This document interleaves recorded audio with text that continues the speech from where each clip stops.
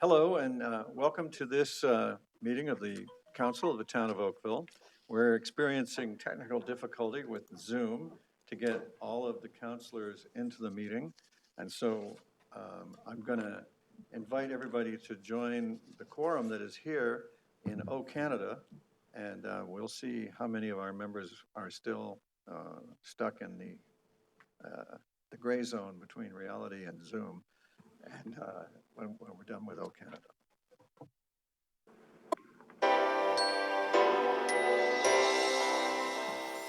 Oh, Canada, our home and native land, true patriot love in all of us command. With glowing hearts we see thee rise, a true north strong and free. From far and wide, O Canada, we stand on guard for thee. God keep our land glorious and free. O Canada, we stand on guard for thee.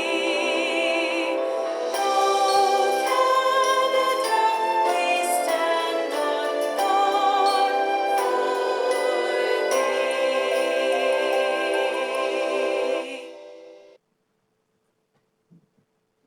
Thank you, everybody.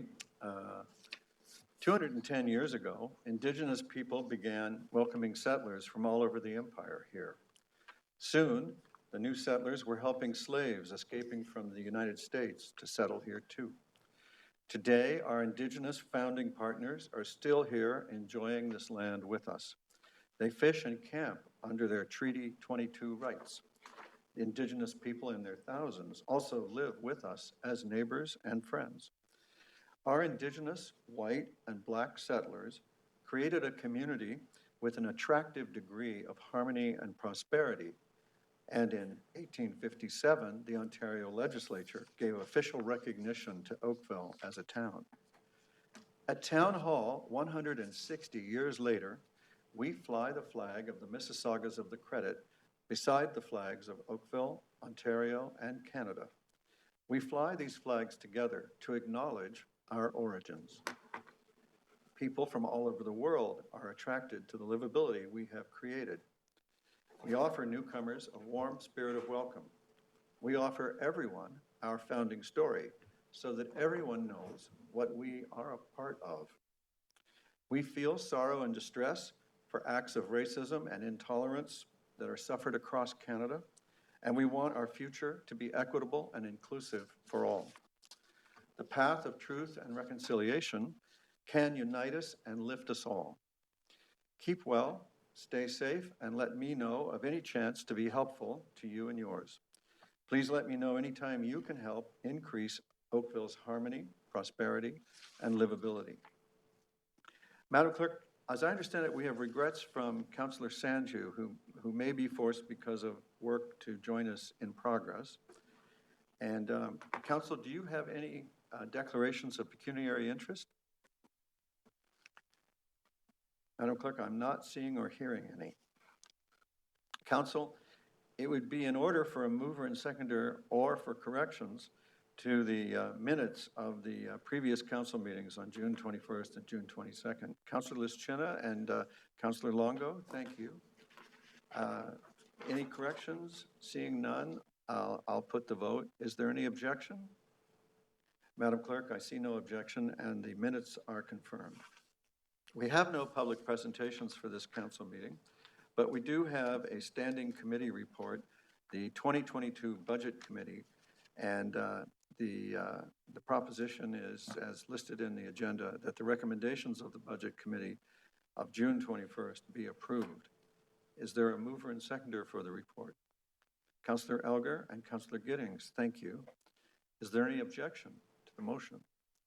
Councillor Sanju, welcome. I'm glad you were able to get out of that, that conflict that you had. There being no objection, the Budget Committee report is approved. Council, would you like to move into Committee of the Whole? If so, we need a mover and seconder. Councillor Knoll, Councillor Lischina, any objection? There being none, that is carried, and we are now in the relaxed rules of the Committee of the Whole. I'd ask to make a decision about the consent items 8.1 and 8.2, the amendment to the Town of Oakville sign bylaw on Hayes Boulevard and the Spears Road expropriation update. Is there a consent motion by any chance? Councillor O'Meara? Is there any objection to the, do you have a question, Councillor Knoll? Okay, so is there any objection to the motion to approve the consent items? Madam Clerk, there isn't, and so the consent items are approved. We have no confidential consent items for this meeting, but we do have discussion items, 4 of them, and we'll start with the COVID-19 update from our CAO, Ms. Jane Closey. Welcome, Ms. CAO. Mayor and members of council, I have actually a fairly short update because the news continues to be very positive on the COVID-19 pandemic. So today in Ontario, we had 170 cases, which is the lowest since September the 10th. So it continues to slide down in terms of the numbers, which is absolutely fantastic. Active cases in Halton, that's active cases, is 64, with only 19 in Oakville. So again, very positive news.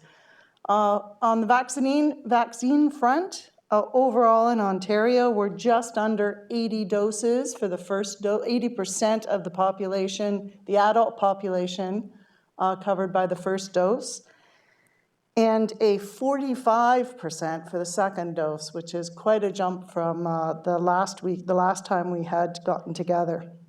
In Halton, the numbers are very similar in terms of the percentages, and they have administered about 615,000 vaccines throughout the region.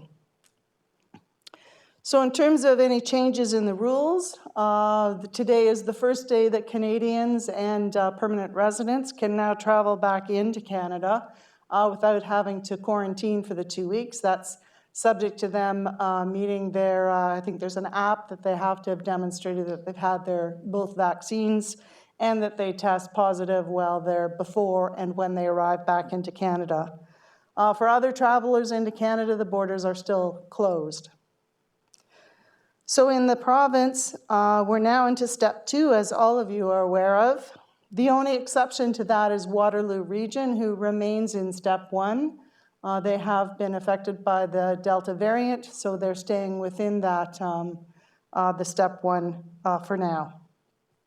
In terms of the town services, all the services that are permitted under step 2 are available within the town now. So we have everything open. Of course, as you recall, in step 2, there's an emphasis on the outdoor gatherings at 25 people. And some now allowances for indoor, but it's limited to the 5. So it's quite restricted in terms of the indoor. The province, if they follow their 21-day requirement to move into the next stage 3, or step 3, that would fall on July 21st. But that really hasn't been our past experience at all. So I would expect that we may see something earlier than that July 21st date. Step 3 changes the services that would be available through the town quite substantially. We now start to move into indoor services that are permitted. So that means that recreation facilities, including all of our fitness rooms, our pools, the libraries, all of those things begin to open. At this point in time, we don't really they haven't indicated what is the number of people restrictions in those areas, so we're going to have to wait till the province provides more information on their step 2 before we know what is the size of gatherings, either outdoor or indoor. In terms of staff, we are preparing for step 3. We understand fully the implications of what we need to move out, so as soon as they decide to move in that direction, we'll be ready to go with them. I wanted to give you an update over the weekend. We had, well, the gorgeous weather we all had for this long weekend, and so many people enjoying our parks and our waterfronts. We certainly exceeded a lot of the provincial requirements in many instances, so municipal enforcement was quite busy. The police on Parks Patrol was out this weekend and were very helpful in terms of monitoring the activities that were there. So it has been very busy, but our message, as I've said before, continues to be educational, providing warnings, and really trying to encourage people to move along the way they should be, following the provincial rules. And we have, in many cases, not proceeded to any kind of strict enforcement unless it's completely outrageous. So that's my update for today, and I'd be happy to answer any questions. Questions, Council? Councillor Lischina. Thank you for that update, Jane. My question is related to the outdoor pools. Does that mean the capacity of 25 would be for the pool as well, or how does that work, and how is it going with respect to the bookings? So very well, actually. I know, and Julie Mitchell is on, and I'll wait for her to get on because I think she can give you a better idea on the bookings themselves. But all the pools are open and active, and I'm pretty sure it's the 25 limit, so that's why we have that booking system that's there. If Julie is coming on.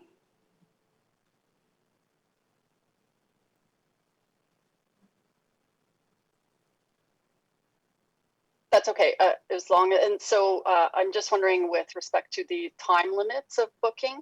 I just heard from a resident that they were having a hard time with it, so that's my question. Okay, well, I'll look into the timings of, in terms of getting on to the bookings, the time to make the booking? Yep. To make the booking. Yeah, okay. We'll look into that and see what we can do to shorten that time period. Thank you, Councillor. Are there other questions? Oh, Councillor Sand?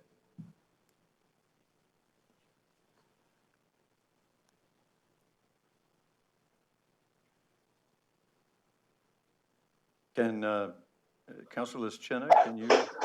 Okay, Councillor Now we can hear you. Councillor Sanchu has the floor because she has her hands up. Thank you, Mayor Bernie. I just had a quick question for Siakosi.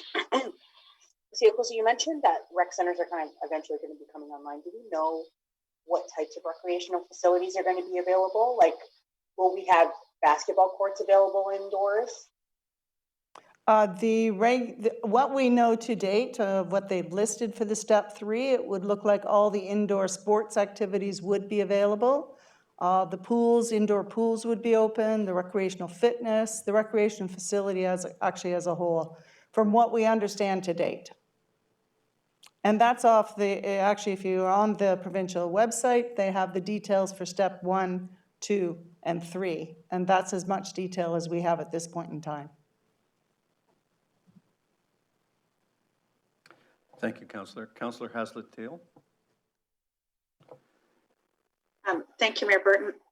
My question is from a resident that they had understood that hockey camps were being conducted in other parts of the province, and sort of questioned our interpretation of hockey camps not being allowed. If Julie's on the line, or if somebody could just answer, are we in compliance with those provincial restrictions, or is there some leeway that others have found to allow hockey camps to occur? It's my understanding that the hockey camps are not allowed to occur indoors. Of course, you wouldn't have them outdoor this time of year, but indoors you could not have them. So there is quite a few issues around that I know our municipal enforcement people are looking into. But we also are aware that there's many of them that have opened. The only indoor sports that are really permitted are those for, I think, elite athletes. So there's some provisions for them in some of our facilities. But other than that, the hockey, for example, would not be permitted. Thanks very much. Thank you, Councillor. Councillor O'Meara.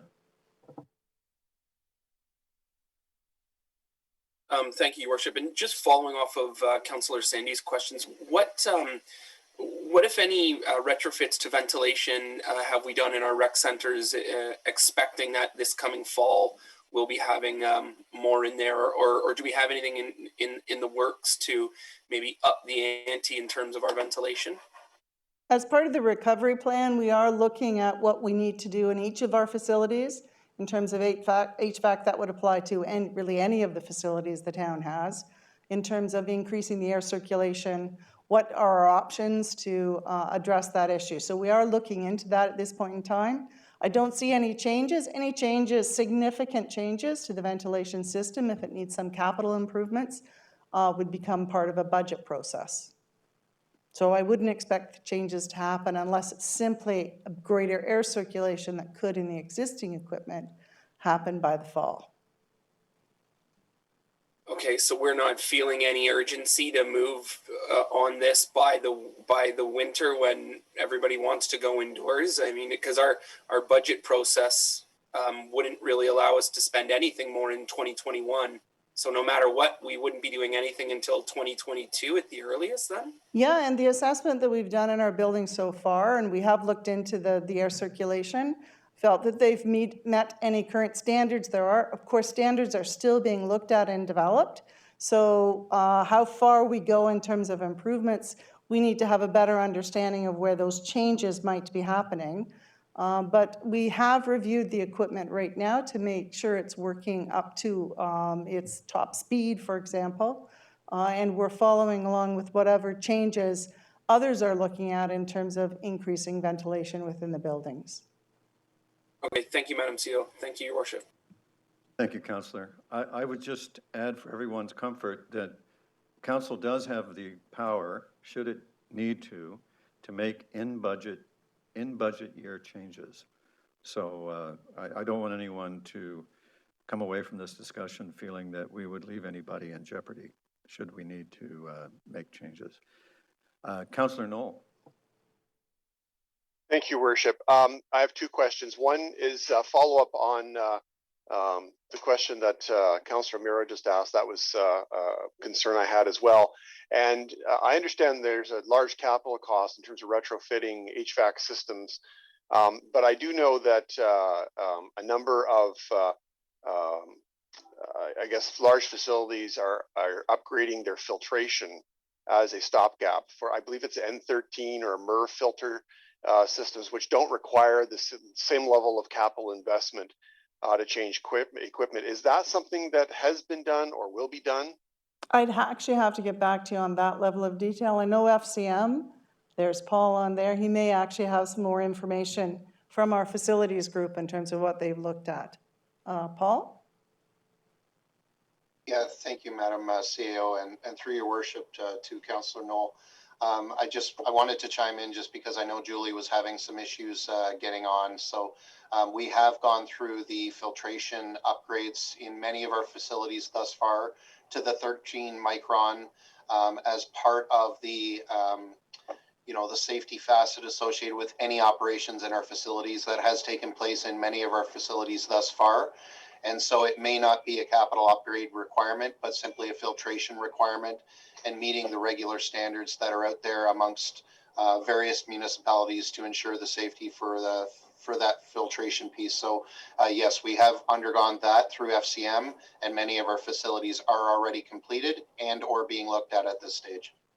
That's great, and I do know that that has a big impact. I just would make one suggestion. I've had the opportunity to work on a couple film sets recently, and one of the things that happens, they've been operating under special provisions of the Ministry of the Labor regulations, and one of the things that they've been doing is they've been renting and placing high volume air exchangers in rooms that don't have adequate filtration, so older facilities and such, and it has had an incredible impact on the safety of those facilities. And I'm wondering if that might be something that could be considered to retrofit some of our older facilities. I'm thinking of things like, well, in your world, the Station 5, which is quite an ancient building. I know it's under renovation right now, but places like that might not necessarily have the ability to be able to change out filters effectively.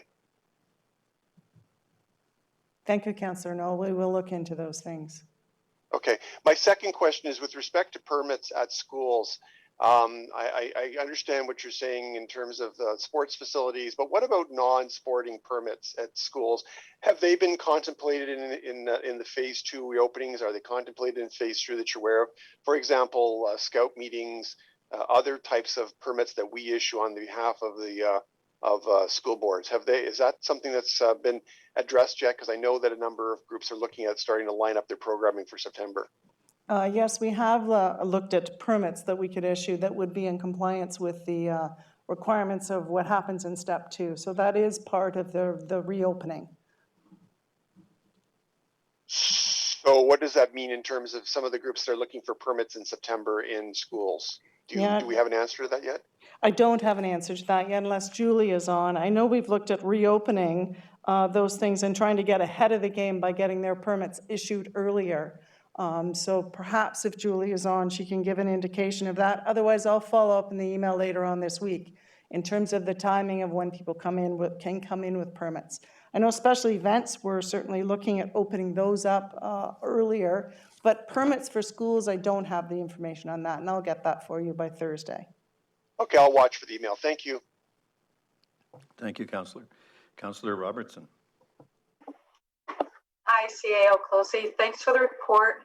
I have a question that piggybacks on Councillor Hazlett's, not just in sports, but in terms of day camps right now that are being run indoors at places like schools that are running, like they started this week inside of a school.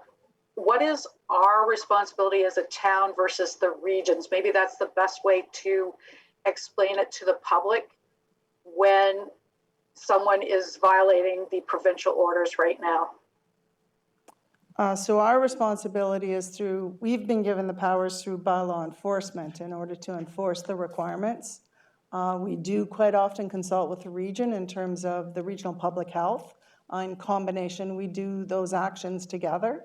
But for us, I think as Jim has said, in other cases, if someone identifies something that they feel is not appropriate, there is a line, and I won't be able to repeat the phone number that you can call into the town to report that, and municipal enforcement will investigate, and where necessary, they would pull in the region with them.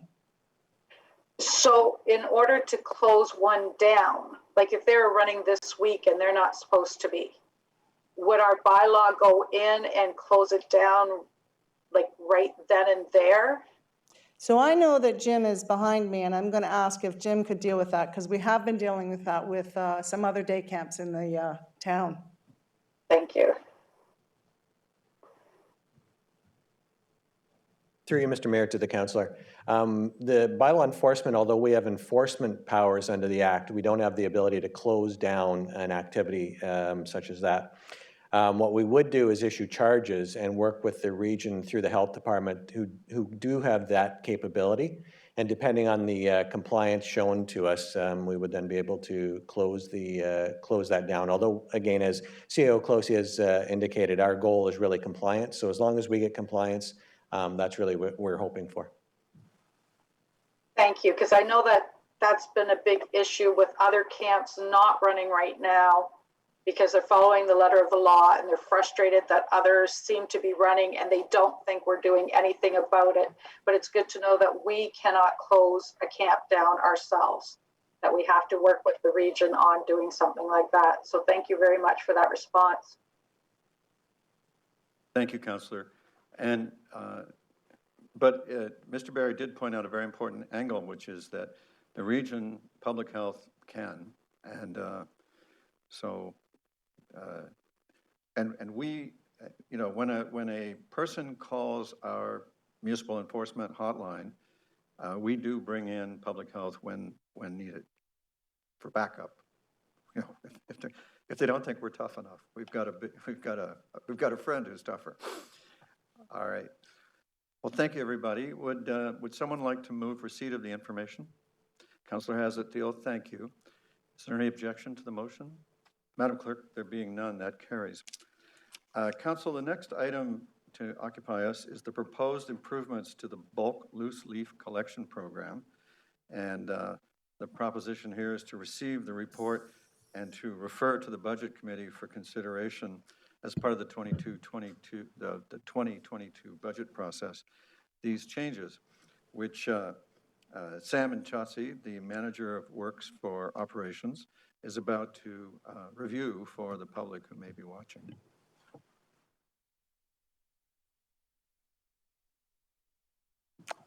Oh, and over there we have Darnell Lambert, the Director of Roads and Works Operations. Darnell? Good afternoon, Mayor and members of council.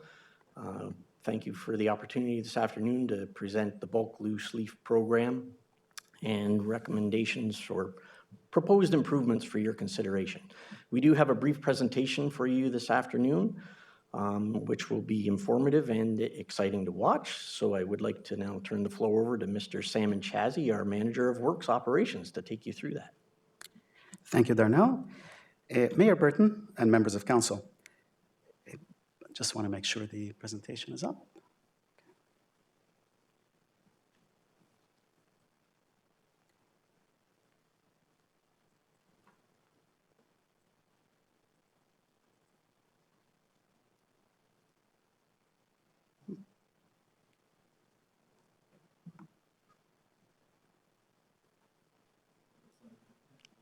Oh. The presentation is corrupted. It's not open. You're kidding me. Oh my. Is there a way for me to log on? Or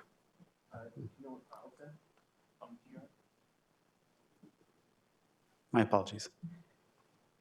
I did send it to Kathy.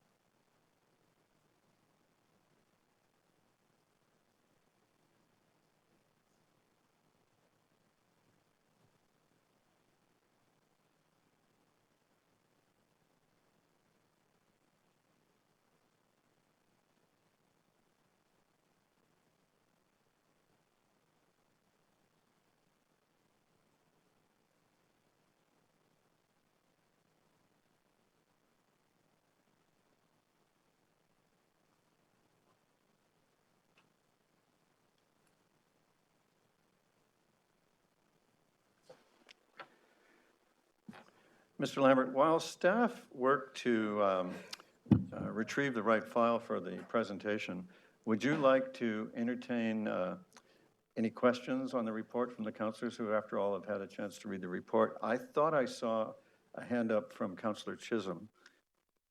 Absolutely, I'd be pleased to do that.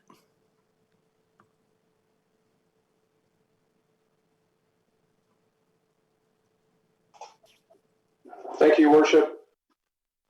In reading the report, I want to thank the staff for the detailed report, and I know it's always a challenge with the leaf pickup program in order to appease all the residents. However, I've got some issues with respect to the report on the projections of leaf pickup for a second round, especially in the Glen Abbey, the mature areas of Glen Abbey that are not, I guess, indicated a second pickup. Knowing we've had a lot of challenges and questions and concerns from residents in that area for leaf pickup. And now knowing that the report's also saying, recommending no spring pickup as part of the program. So honestly, Your Worship, I would like to defer this report for further discussion with staff with the projections of the leaf pickup program, especially in some what I call areas that need it now, not in 2028 as a startup for a second pickup, but rather probably next year for a double pickup. So that's my comments, and I'll leave it as that. Thank you. Councillor Chisholm, do you have a length of time in mind for the deferral that you're suggesting? Well, it can come back to the next meeting as long as we have some further discussion with staff with respect to some of the finer points of the report. All right. Council, it's duly moved by the member to defer the report one cycle. The merits of the report are not debatable, but deferral is debatable. Is there anyone who would like to debate that motion, or may I put the vote? Councillor Giddings. Thank you, Mr. Mayor. I don't want to debate it at this time, but I would appreciate an opportunity to add a few more items similar to what Councillor Chisholm had. So staff would be prepared when they come back. let's assume that they will speak with each of you. Shall we? Mr. Lambert is agreeing. So you won't be done out of your chance to bring those forward. Councillor Knoll, Good stuff, thank you. Does that work for you as well? I see your hand up. Yes, it does, and I just wanted to support the deferral. I just had a text message from my colleague in Ward 5. The message was defer, defer, defer. I can't sign in, and I know that Councillor Duddick's in the same position, so I think I support the deferral as well. All right. Council, with your permission, I'll put the vote. Is there any objection to deferral? Madam Clerk, there's no objection. The item is deferred one cycle. Thank you, everybody. The next item, and we have Ryan Maynard, the Assistant Town Solicitor, available for any questions. But the next item is a fairly routine and simple land transfer, the William Halton Parkway North Parkland transfer. Are there any questions on the report? Councillor Knoll? No questions. I was just going to offer you a motion. Thank you. Is there any other discussion or questions? Is there any objection to Councillor Knoll's motion? Madam Clerk, there being no objection, the motion is carried. And finally, on the fourth discussion item, we have the 6-line reconstruction from Dundas to Threshing Mill request for additional funds. The Director of Transportation and Engineering is available for questions, if any. Otherwise, a motion is in order to approve the request.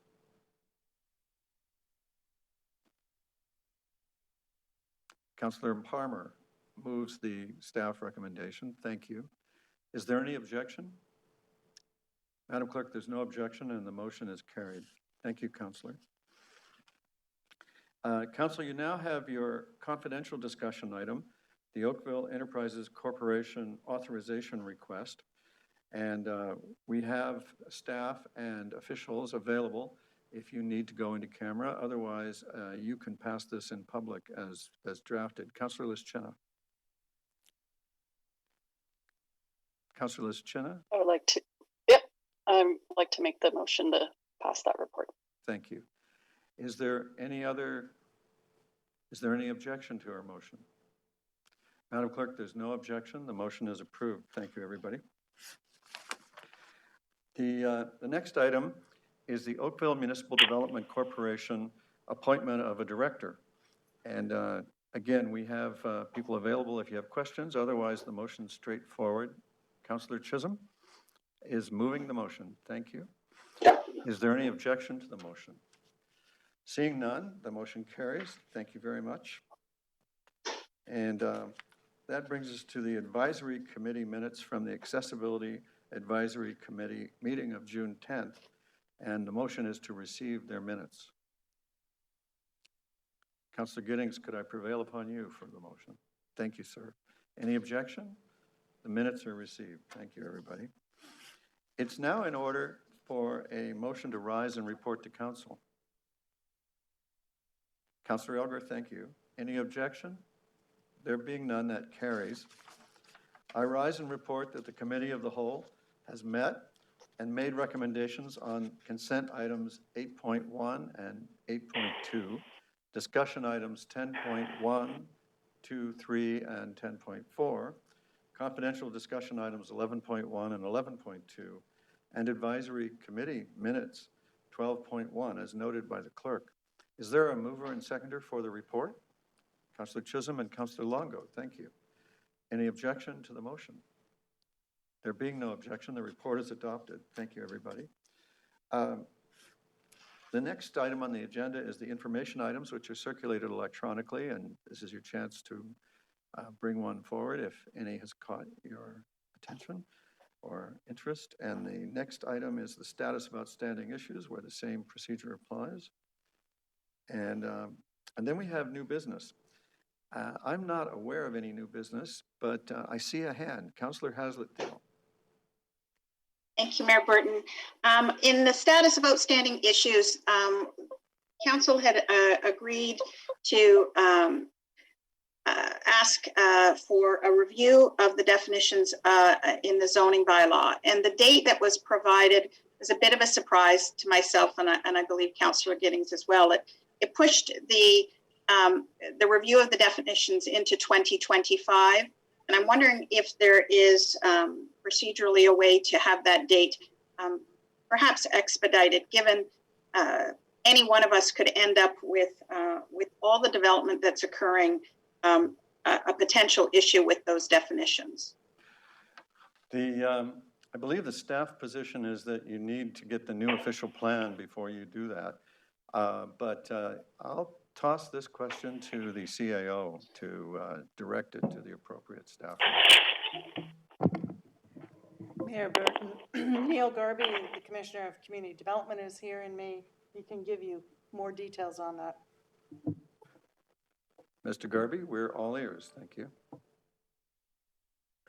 Through you, Mr. Mayor, to the councillor, we are aware of the interest around the issue specific to the councillor's inquiry, and we can make our very best efforts to bring that back before the end of next year with a preliminary report. Thank you so much. Appreciate that. And Mr. Mayor, we'll undertake that without direction. All right, thank you very much for that. It's always a pleasure to make people happy. The next hand I saw was Councillor O'Meara and then Councillor Knoll. And are we on new business or are we just, anyway, Councillor O'Meara, wherever we Yeah, are. thank you, Your Worship. It just is of a congratulatory note to our council colleague, Councillor Parmar, who celebrated a birthday yesterday and didn't want that to go unsaid. So well done on your on lasting another one. Thank you, Your Worship. Congratulations, Councillor Parmar. Councillor Knoll. On status of outstanding business, I'm sorry, I'm sorry to go back on you. I just wanted to get an update on where we stand with respect to the payday loan report that bylaw is preparing. Where we stand with that today, when we should see it.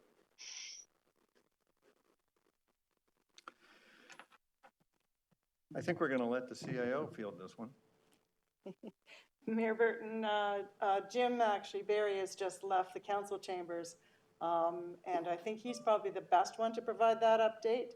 So I don't at this point in time have that information, but we will ensure we get it out to you. All right. Then I don't see any new hands, just Councillor Knoll's hand. So you can still, okay. Great.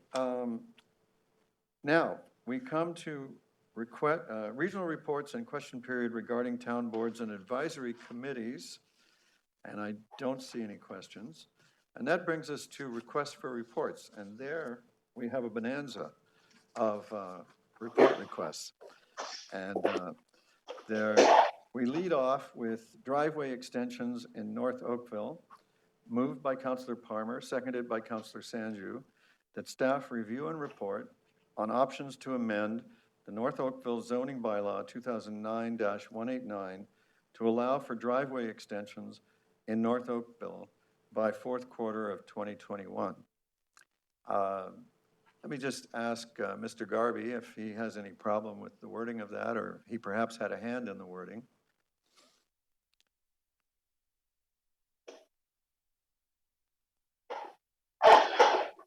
For you, Mr. Mayor, we will do our utmost to make it happen. I think that's on our schedule anyway. I think we're fine with that. All right. Councillor Elgar.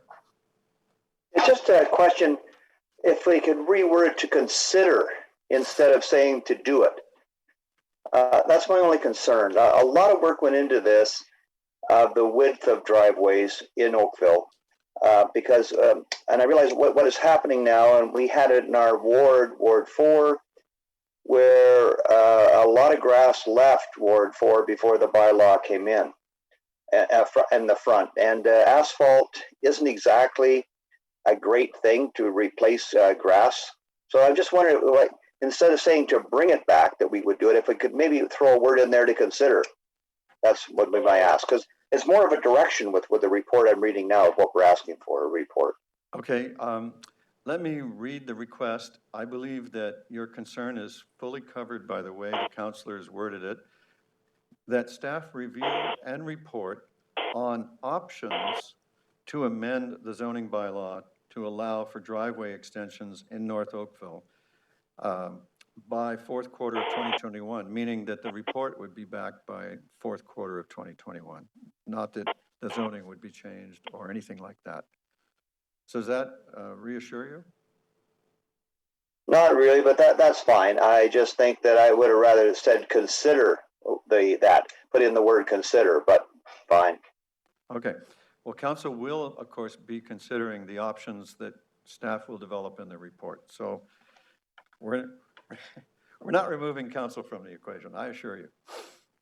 Any objection to the request? Seeing none, that request is approved.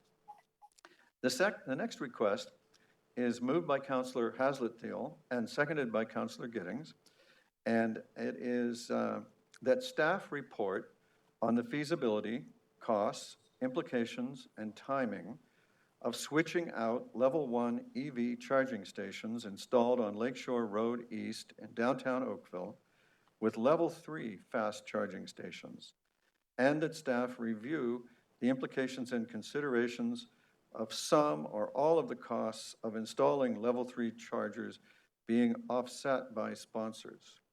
Is there any objection to this request? Madam Clerk, seeing none, that request is approved by council. The next one is by Councillor Giddings, and it is seconded by Councillor Dudek. And it reads, the town's old Oakville Heritage District has been in place for 40 years. As part of the town's strategic plan, it states that this Heritage District plan is to be updated. Council directs staff to request input from the Heritage Oakville Advisory Committee through a regularly scheduled meeting of the committee, as well as from local residents, associations, and other stakeholders. Further, that staff report back on the methods and timing of public consultations with the preference for in-person consultations as available. Is there any objection to this request? Councillor O'Meara. It's not an objection, Your Worship. It's more of just a point of clarification. Is this not already part of what staff would do anyway? Is this sort of asking them to do what they're already going to do? I mean, I would think an update to a strategic plan would include consultation. I'm just, maybe it's a question to the mover and a seconder. Well, Councillor Giddings? By all means, thanks, Councillor O'Meara. There are a number of districts in Oakville, as you know. This one is 40 years old, and we've had a number of questions and situations lately that we feel it's important to involve as many people as broadly as possible. As we all know, it's been difficult getting people involved, making them aware on a number of issues, during the past 14, 15 months. And so this is just to bring it to Heritage Oakville as early as staff can, so we can get the ball rolling, work with our residents associations and a number of people that have expressed concerns. Okay, yeah, that's perfect. I just didn't want to duplicate if staff already had this plan and we're pushing them to do it. I'm fine. Thank you very much, Your Worship. Thank you, Councillor. So, not seeing any objection to the request for report, it is approved by council. Thank you, everybody. Now that brings us to an opportunity for consideration and reading of the bylaws. All we need for that is as a mover and seconder. And Councillor Haslett-Thiel and Councillor Lischina, I believe that you won that race. So you're the mover and seconder. Is there any objection? Madam Clerk, there is no objection, and so the bylaws are adopted and passed. And that completes the work of this meeting. Thank you, everybody. It's been great working with you, and I'll see you in a few minutes at the next meeting.